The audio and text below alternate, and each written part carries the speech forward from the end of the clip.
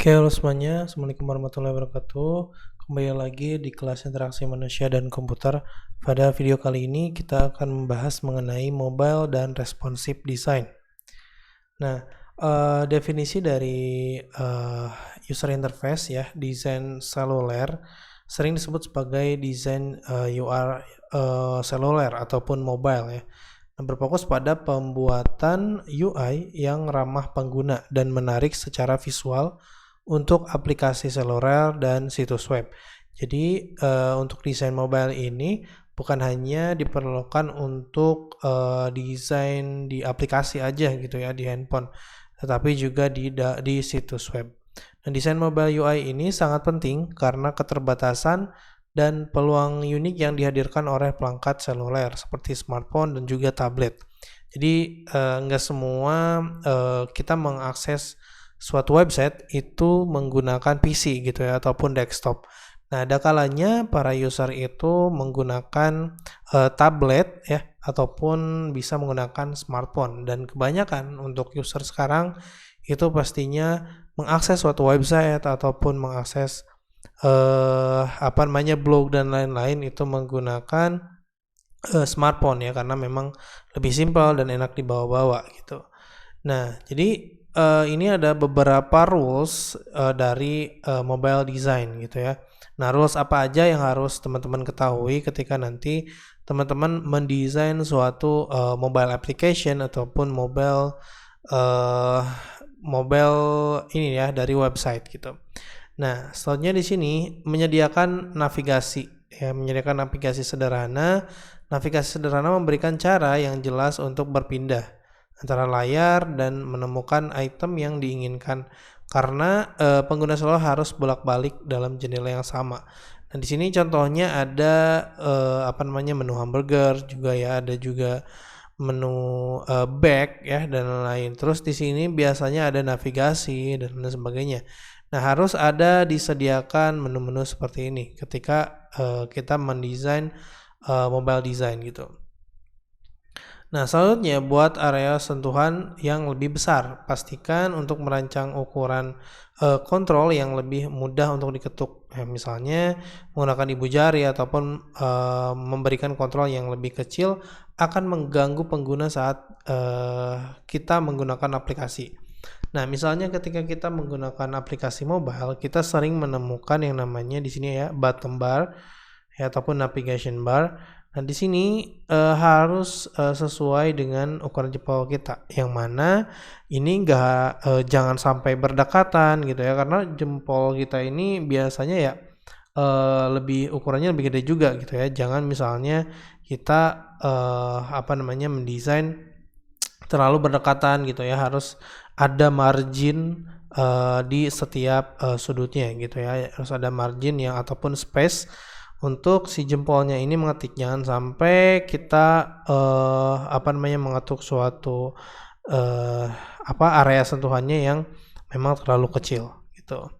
Nah, selanjutnya di sini tampilkan teks besar ya. Jadi ukuran layar ponsel yang lebih kecil dapat membuat teks kita berukuran lebih besar agar dapat dipahami.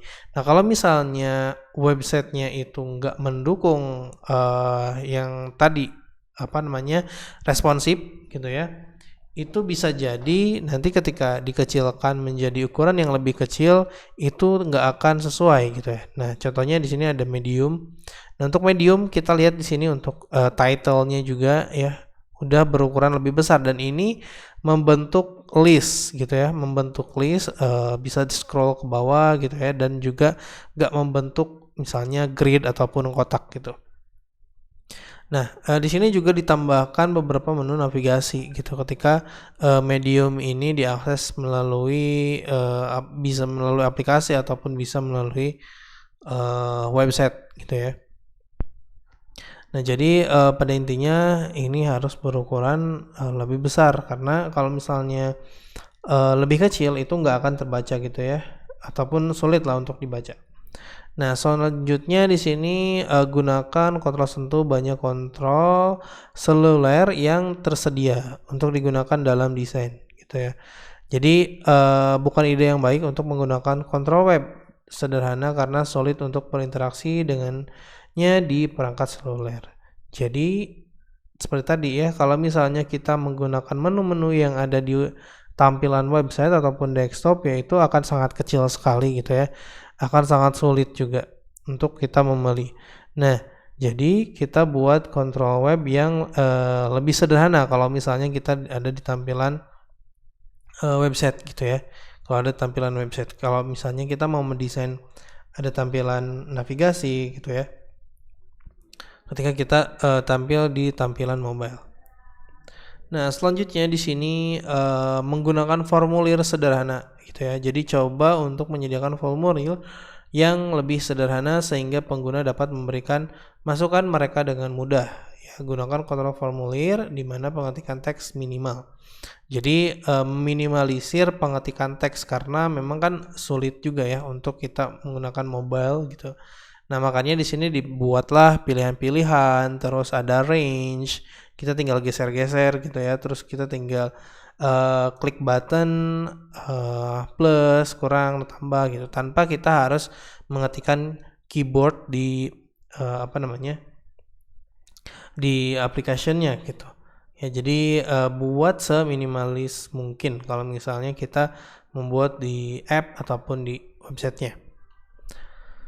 Nah, dan biasanya nggak semua misalnya website itu support gitu ya, support ke mobile gitu ya, support ke mobile. Ada kalanya suatu aplikasi memang harus dipisah ataupun suatu aplikasi memang harus dibuatkan app-nya tersendiri ya, karena memang begitu rumitnya untuk kita membuat desain responsif gitu ya, satu persatu yang sesuai gitu. Makanya ada yang memang dipisahkan gitu ya, jadi mobile design, ataupun ada juga yang memang disatukan gitu. Kita bisa mengakses website ketika dibuat versi mobile. Nah, itu tampilannya akan menyesuaikan atau bisa juga menggunakan website gitu. Nah, semuanya ada kekurangan dan kelebihan gitu. Ya, kalau misalnya kita membuat suatu app, ya kita harus buat lagi gitu ya, buat lagi dari awal gitu. Untuk tampilannya, untuk front end-nya ya. Kalau misalnya back end mungkin bisa untuk kita panggil API dan lain-lain. Nah, kalau misalnya mobile design ini kita harus require developer lagi gitu ya, untuk kita menyesuaikan untuk mobile. Nah, kalau misalnya yang responsif itu akan sangat memangkas biaya juga gitu ya. Nah, selanjutnya di sini kalau misalnya untuk mobile ini desain posisi jempol ya saat meneliti zona ramah jempol. Nah, lihat di sini di yang yang kuning, yang hijau. Nah, ini ramah jempol gitu ya. Nah, kalau misalnya yang merah itu agak sulit ya untuk digapai jempol gitu ya. Nah, contoh di sini ada Twitter search. Kalau misalnya kita klik Twitter, biasanya yang akan muncul search bar-nya itu di atas, dan kita harus ke atas dulu baru ngetik gitu ya.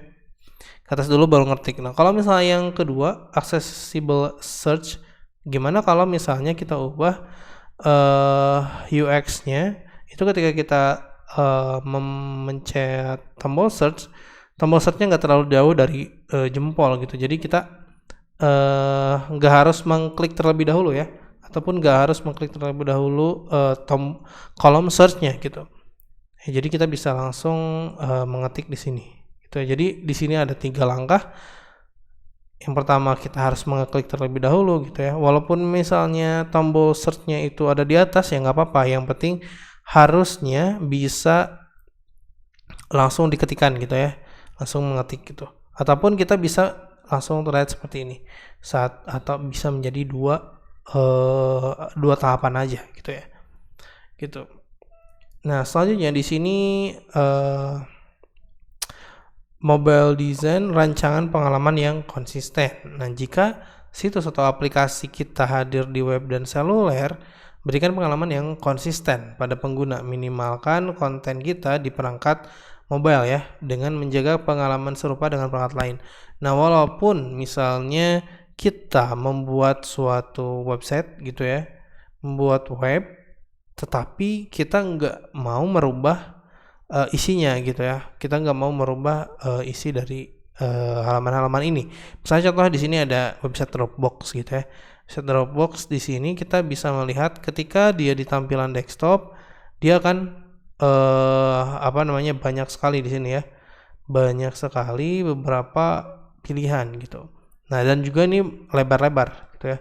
Lebar-lebar, terus di sini ada basic, free, basic plus dan keterangan lainnya. Nah, ketika dibuatkan seperti ini Dropbox. Nah, bagaimana caranya kita gak mau menghilangkan ini semua? Kita gak mau menghilangkan ini semua, tapi akan tampil di halaman web mobile gitu ya. Makanya di sini tampilannya dibuat seperti ini gitu ya, atau di sini tulisannya dibuat miring dan sebagainya. Gimana caranya biar terlihat estetikal dan juga profesional gitu. Nah, selanjutnya di sini desain seluler responsif merupakan suatu pendekatan dalam desain web dan aplikasi yang bertujuan untuk memastikan tampilan dan fungsi situs web atau aplikasi dapat beradaptasi secara otomatis pada berbagai perangkat dan layar yang berbeda, termasuk perangkat seluler seperti ponsel pintar ataupun smartphone dan tablet. Nah, seperti tadi yang saya jelaskan, ada kelebihan dan kekurangan ketika kita membuat mobile design untuk app gitu ya, ataupun kita membuat mobile design untuk responsive design, di mana ini hanya kita membutuhkan atau kita membuat satu kali gitu ya tampilan website, tetapi bisa digunakan di berbagai platform gitu ya, mau itu tablet, mau itu smartphone, laptop, di berbagai ukuran lah gitu. Nah, kenapa kita harus tahu responsive design gitu ya? Nah, responsive design ini penggunaan untuk perangkat seluler. Jadi sebagian besar traffic internet itu berasal dari perangkat seluler ataupun smartphone ya, seperti smartphone dan tablet.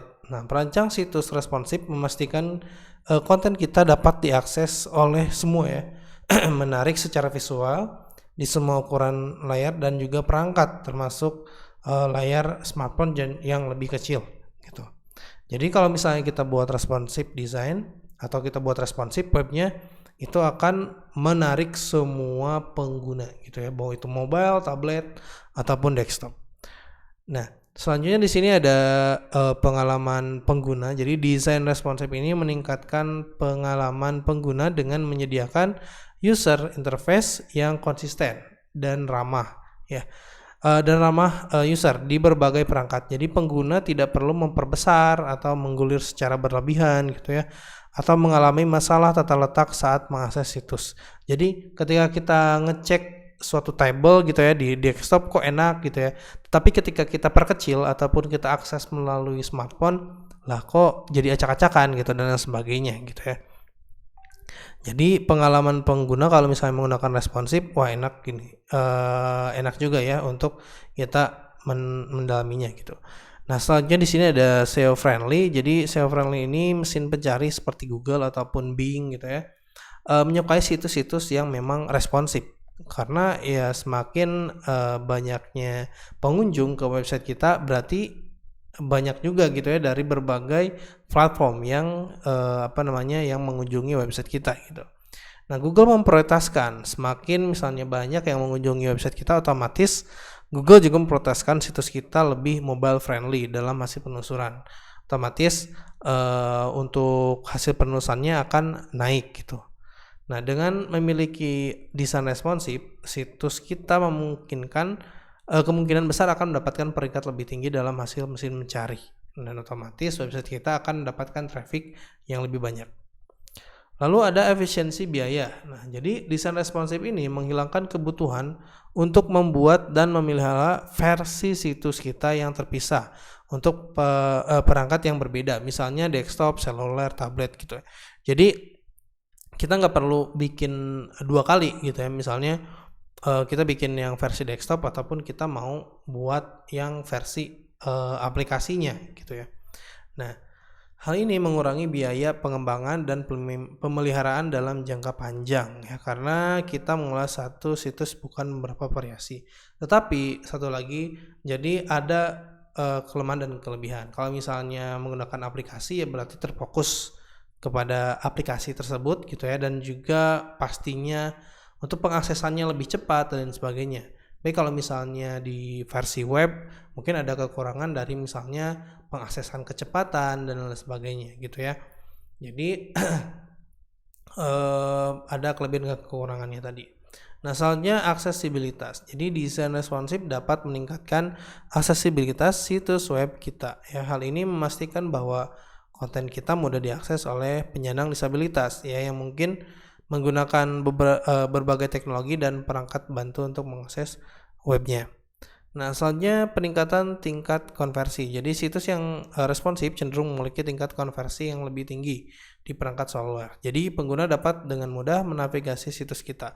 Nah, contohnya kita membuat suatu landing page lah, landing page jualan. Misalnya ada jualan mobil ataupun motor gitu ya, menggunakan website gitu ya. Nah, website tersebut pastinya harus mendukung responsive design karena gak semuanya harus membuka secara desktop gitu ya. Kalau misalnya kita buka secara mobile itu harus bisa melihat gitu ya, ataupun enak gitu ya. Nah, kalau misalnya landing page sih masih bisa kita buat responsif ya, karena memang nggak terlalu banyak memakan database ataupun memakai database atau load yang banyak gitu. Nah, ketika responsive design-nya dipakai ataupun webnya responsif, maka tingkat sales-nya ataupun konversinya akan lebih meningkat. Nah, ini di key step-nya, jadi riset dulu perlingkupannya, memahami persyaratan tambahan untuk situs responsifnya, apakah memang web kalian ataupun aplikasi kalian ini bisa mendukung hanya dengan website ya, ataupun memang harus dipisah gitu ya. Ada kalanya memang harus dipisah antara desktop dengan aplikasi mobilenya ya.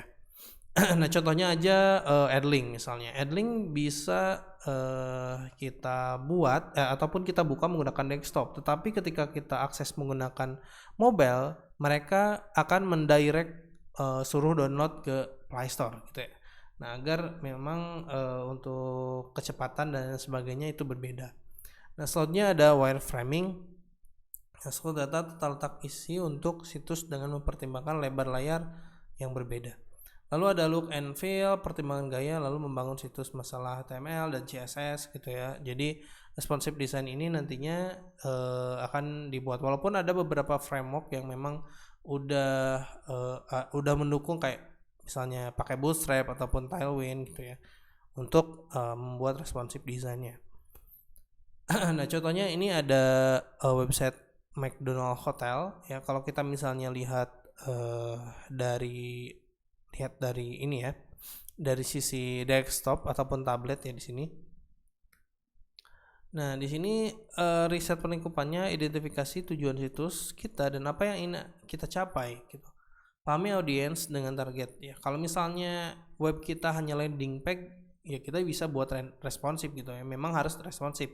Ngapain kita buat mobile design gitu ya, ataupun mobile app kalau misalnya hanya untuk sekedar landing page jualan gitu ya. Nah, lalu kalau misalnya untuk yang lainnya kayak misalnya Adlink ya, banyak sekali perintah-perintah ataupun menggunakan database. Nah, itu ada kalanya harus dipisah. Nah, tentukan konten apa yang penting bagi pengguna. Desain seluler seringkali memerlukan prioritas dan pemadatan konten. Jadi kontennya nggak semuanya dimasukkan ke dalam desain mobile gitu ya, karena memang harus tampil sesimpel mungkin kalau misalnya kita ubah ke mobile gitu. Lalu rencanakan struktur situs yang jelas dan navigasi yang mudah digunakan di layar kecil. Contohnya di sini desktop user. I am on my lunch break and want to book quickly gitu ya. Jadi bisa disingkat menjadi I want to book a city break gitu ya. Nah, lalu di sini wireframing, tentukan konten apa yang penting bagi pengguna. Jadi di seriusin dulu gitu ya. Desain seluler seringkali memerlukan prioritas dan pemadatan konten. Lalu rencanakan struktur apa aja yang jelas dan navigasi yang mudah digunakan. Jadi kita wireframing dulu dari asalnya website gitu ya. Nah, apa aja nih yang mau dihilangin kalau misalnya kita ubah ke dalam mobile desainnya gitu ya. Misalnya menunya nggak harus teks gitu ya, kita buat burger dan lain sebagainya. Nah, di sini kita coba lihat, jadi tentukan struktur grid ya untuk setiap lebar kunci gitu. Nah, contohnya di sini ada layar desktop itu 1024 pixel, iPad itu 768 pixel, kalau misalnya iPhone itu 320 pixel. Nah, lalu kita perlu menentukan struktur grid untuk masing-masing lebar. Oke, contohnya di sini ada 4 equal columns ya, ataupun misalnya kita kalau website kita bisa pakai grid 12 gitu ya. Lalu kalau misalnya tablet kita bisa pakai grid 8, dan juga kalau misalnya yang handphone itu kita bisa pakai grid 4 gitu ya. Nah, di sini berarti kolomnya ada 4, lalu turun jadi 3, turun jadi 2. Nah, di sini membuat template utama. Saat kita membuat setiap gambar angka, kita harus memikirkan tentang kolom dan bagaimana komponen di dalamnya akan beradaptasi seiring dengan menyusutnya lebar dan halaman ya. Jadi nanti ada semacam breakpoint. Jadi ketika kita kecilkan itu ketika di pixel keberapa gitu ya, kita mau mengecilkan halamannya. Nah, wireframing ini dimulai dari halaman beranda terlebih dahulu ya. Kita harus mungkin merasa ada halaman lain yang lebih penting, tapi daripada halaman. Tapi disinilah kita memulainya. Ini adalah gambar rangka asli kita ya. Nah, ketika kita misalnya dari halaman desktop, itu asalnya desktopnya seperti ini. Ya, halamannya. Ketika kita ubah ataupun kita perkecil menjadi bentuk tablet, itu akan seperti ini. Nah, tablet dan desktop itu nggak beda jauh ya, tapi kita bisa lihat ini dari lebarnya gitu ya. Dari footer juga dia akan pindah ke bawah ya, yang footer. Jadi di sini ada 4 kolom, teman-teman lihat ada 4 kolom, dan di sini kalau misalnya kita ubah ke tablet dia akan menurun jadi 3 kolom ya, 3 kolom konten. Nah, kalau misalnya kita lihat di versi mobile itu dia akan ubah menjadi 1 kolom seperti ini ya, ataupun menjadi list. Nah, ini contohnya responsive design ya. Nah, main navigation. Jadi ini yang navigation untuk menunya. Untuk desktop itu stretch across, jadi full width layar gitu ya. Layar itu penuh dengan menunya. Nah, kalau misalnya tablet itu akan decrease spacingnya tergantung dengan ukuran layarnya. Nah, untuk mobile tentunya dia akan menggunakan hamburger menu, dan juga ketika diklik hamburger menunya dia akan membentuk 2 kolom seperti ini untuk menunya. Nah, selanjutnya di sini ada footer. Untuk footer juga sama ya. Dia akan kontennya akan memecah. Di sini ada 4 kolom lalu diubah menjadi 3 kolom. Dan yang 4 kolomnya pastinya akan turun ke bawah. Nah, kalau misalnya yang mobile di sini dia akan berbentuk seperti ini. Akan membentuk list ya, 1 kolom. Oke, komponen-komponen lainnya untuk struktur grid yang sederhana memudahkan perencanaan komponen kita di dalam beranda ya. Nah, tadi ya untuk 4 item explorer 3, dan juga ini item di slab vertikal. Nah, di sini kita juga bisa lihat untuk initial wireframe-nya misalnya seperti ini, lalu additional style for mobile navigations. Nah, di sini atau di desktop, tablet, dan mobile. Kita bisa lihat yang tadi ya. Oke, itu dia untuk